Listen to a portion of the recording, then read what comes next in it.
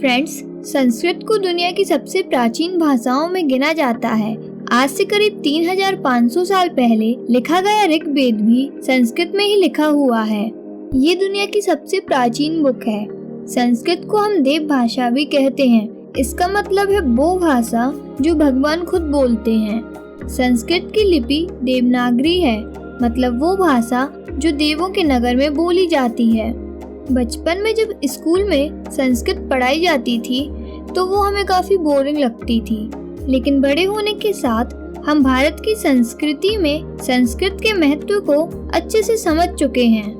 वैसे क्या आप जानते हैं कि भारत में संस्कृत के टोटल कितने कॉलेजेस हैं और भारत के अलावा दुनिया के किन किन देशों में संस्कृत पढ़ाई जाती है?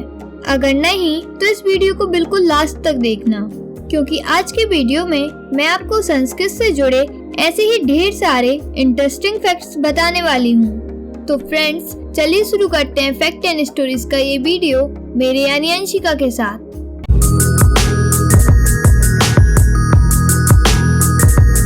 Fact number 1।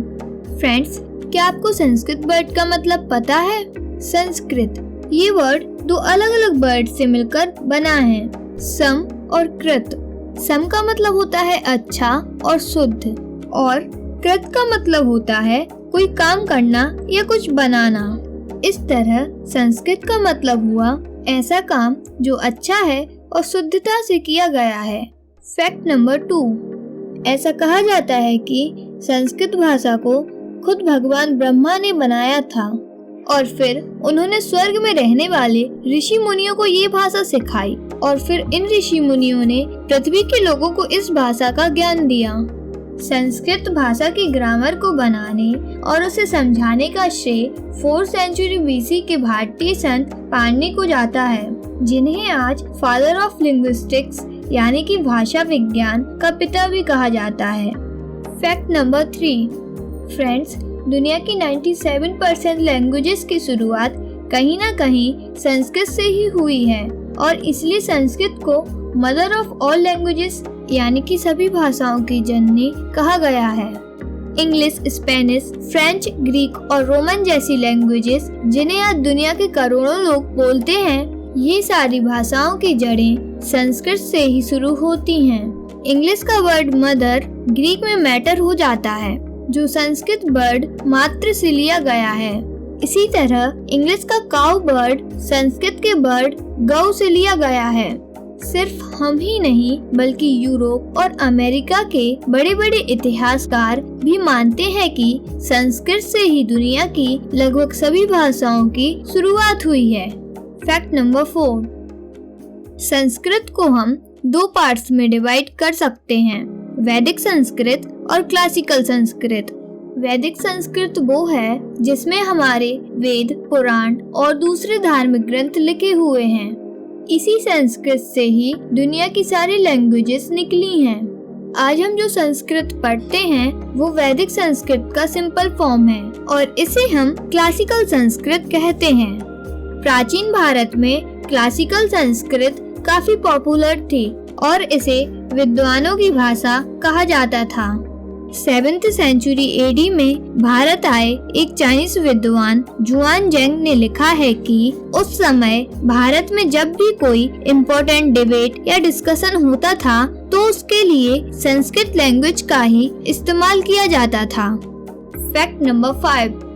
Friends, Islamic invaders के भारत पर हमला करने से पहले ये पूरे इंडियन सबकॉन्टिनेंट की नेशनल लैंग्वेज थी। हिंदू, जैन और बुद्ध धर्म को एशिया के दूसरे देशों तक फैलाने में संस्कृत का बहुत इम्पोर्टेंट रोल था। तिब्बत के प्राचीन ग्रंथों के अनुसार धरती पर भगवान बुद्ध के अवतार कहे जाने वाले दलाई लामा ने इस लैंग्वेज को लेक्चर एहाइका कहा था। इसका मतलब होता है देवों की आकर्षक भाषा। तिब्बत में बुद्ध धर्म को फैलाने का श्रेय भी संस्कृत भाषा को ही दिया जाता है। Fact number 6। फ्रेंड्स, संस्कृत को एक बहुत ही वर्सेटाइल लैंग्वेज माना जाता है। इंग्लिश में 44 साउंड होते हैं, लेकिन कई बार हम 2 वर्ड्स को बोलते समय उनके साउंड्स को अलग अलग नहीं समझ पाते। पर संस्कृत में 49 साउंड्स होते हैं और इसके हर वर्ड का प्रोनाउंसिएशन बिल्कुल अलग और एक्यूरेट है। जब आप इंग्लिश का कोई सेंटेंस पढ़ते हो तो उसका मतलब आपके एक्सप्रेशंस और बोलने के तरीके के हिसाब से बदल सकता है, लेकिन संस्कृत में ऐसा कभी नहीं होता। इस लैंग्वेज में लिखा कोई भी सेंटेंस सभी प्रकार के एक्सप्रेशंस में एक ही मतलब रखता है।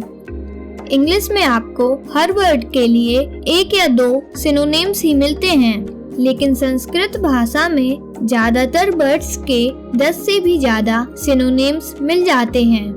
जैसे कि इंग्लिश वर्ड एलिफेंट के लिए संस्कृत में 100 अलग अलग वर्ड्स हैं।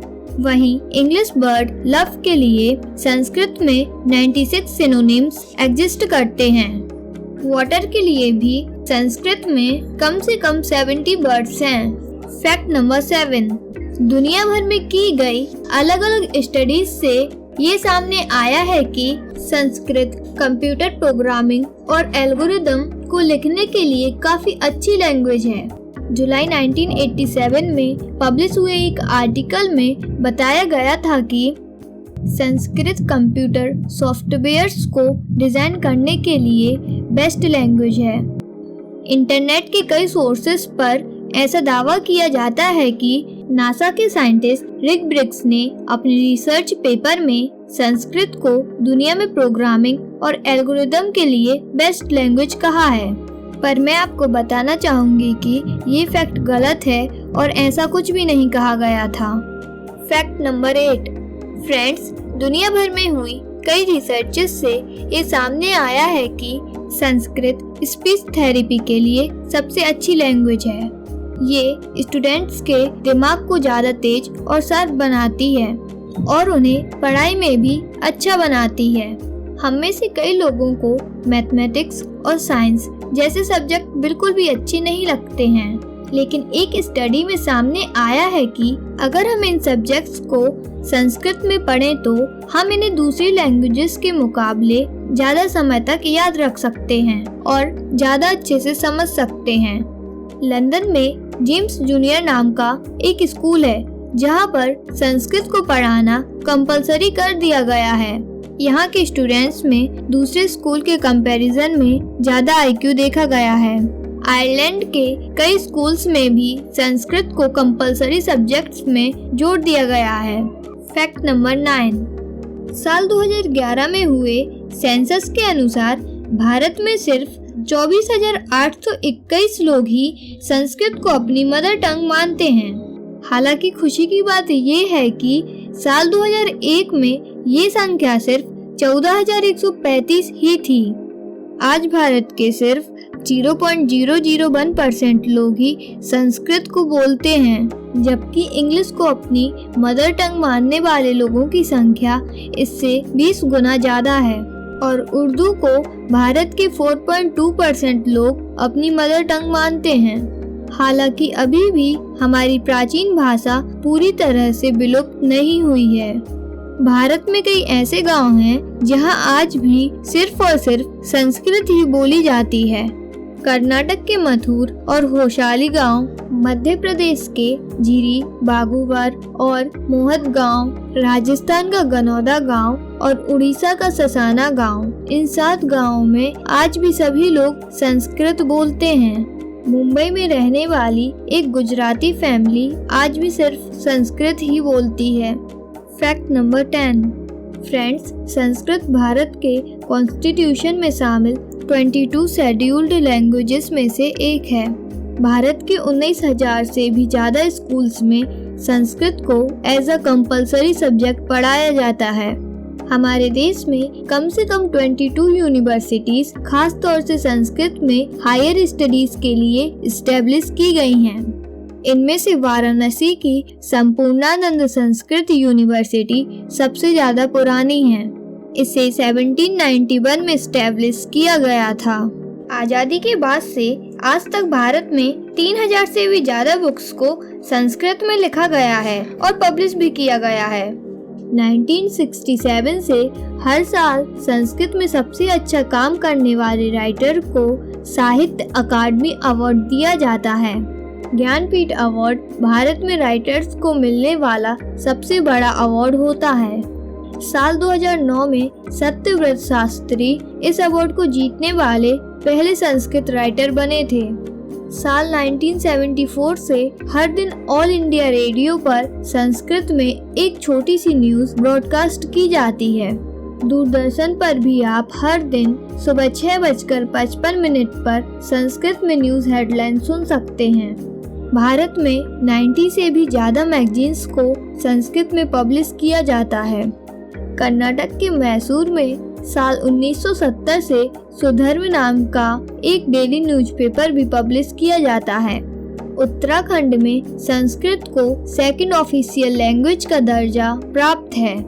Fact number 11। चलिए अब बात करते हैं दुनिया के दूसरे देशों में संस्कृत के महत्व की। जर्मनी में 14 यूनिवर्सिटीज सिर्फ संस्कृत एजुकेशन के लिए ही इस्टेब्लिश की गई हैं। America, Britain, Australia, south Africa और न्यूजीलैंड में भी आपको संस्कृत पढ़ाने वाली कुछ यूनिवर्सिटीज मिल जाएंगी। इसके अलावा Nepal, Bhutan, Tibet, Cambodia, Indonesia, Philippines, Thailand, Korea और जापान जैसे देशों में भी आपको संस्कृत लैंग्वेज का इन्फ्लुएंस देखने को मिल जाएगा। इन देशों में संस्कृत में लिखे कई प्राचीन ग्रंथ भी मिले हैं। नेपाल में भारत के बाद सबसे ज्यादा लोग संस्कृत बोलते हैं। इनकी संख्या करीब 1600 लोगों की है। चाइना के एक फेमस सिंगर सा डिंगडिंग संस्कृत लैंग्वेज में कई पॉप सॉन्ग्स पब्लिश कर चुके हैं। भारत का नेशनल मोटो सत्यमेव जयते, नेपाल का नेशनल मोटो जननी जन्मभूमिश्च स्वर्गादपि गरीयसी, इंडोनेशियन नेशनल पुलिस का मोटो राष्ट्र सेवाकोत्तम और इंडोनेशियन मिलिट्री का मोटो त्रिधर्मा एक कर्मा, ये सभी संस्कृत में ही लिखे हुए हैं। Fact number 12। आखिर में बात करते हैं संस्कृत लैंग्वेज के पतन की। फ्रेंड्स, अभी तक मैंने आपको जो कुछ बताया उससे आपको ये तो समझ आ ही चुका होगा कि भले ही भारत में संस्कृत बोलने वाले लोगों की संख्या काफी कम है, लेकिन देश और दुनिया में ये अभी भी एक इम्पोर्टेंट प्लेस रखती है। संस्कृत भाषा के पतन को भारत पर इस्लामिक इन्वेडर्स के हमले के साथ जोड़कर देखा जाता है। साल 1320 में कश्मीर पर हुए मंगोल अटैक के बाद भारत में संस्कृत लिटरेचर को काफी ज्यादा नुकसान पहुंचा और उसके बाद ये लैंग्वेज आम लोगों में नहीं फैल पाई। आज कुछ विद्वान संस्कृत को एक डेड लैंग्वेज मान चुके हैं, जबकि कुछ विद्वान इसे अभी भी जिंदा मानते हैं। अब चाहे संस्कृत डेड हो या अलाइव, इस विषय में मैं तो आपसे बस इतना ही कहूँगी कि आज हम सभी लोगों की रिस्पॉन्सिबिलिटी है कि हम संस्कृत लैंग्वेज का प्रचार प्रसार करें और अपनी प्राचीन संस्कृति को जीवित रखें। इस वीडियो के डिस्क्रिप्शन और वीडियो के आखिर में आने वाली एंड स्क्रीन पर आपको संस्कृत से जुड़े कुछ यूट्यूब चैनल्स मिलेंगे। आप सभी से रिक्वेस्ट है कि आप उन्हें सब्सक्राइब करें और उनके वीडियोस को देखें, जिससे कि हमारे आसपास के लोगों में संस्कृत का प्रचार प्रसार हो सके। वीडियो को लाइक और शेयर करना और जाते जाते हमारे चैनल फैक्ट एंड स्टोरीज को सब्सक्राइब भी कर देना। Goodbye and keep smiling.